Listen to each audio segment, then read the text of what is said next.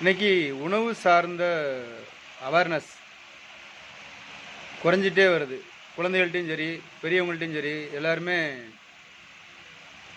ஏன் அப்படின்னா, நம்ம 5 விதமான நலங்கள் பார்த்துட்டு இருக்கோம். அதில் உடல் நலம் அப்படின்னு சொல்லும்போது ரொம்ப முக்கியமாக நான் பார்க்குறது உணவு.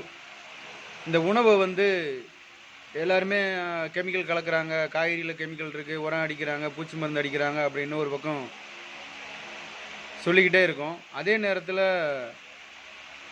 இன்னைக்கு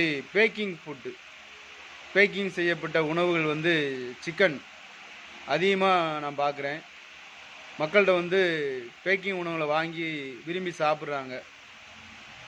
உதாரணம் சொல்லணும் அப்படின்னா, கேஎஃப்சி மாதிரியான கடைகள் சிவாசியில் கூட சமீபத்தில் ஒரு தீபாவளிக்கு ஓப்பன் பண்ணாங்க. அந்த கேஎஃப்சி சிக்கனில்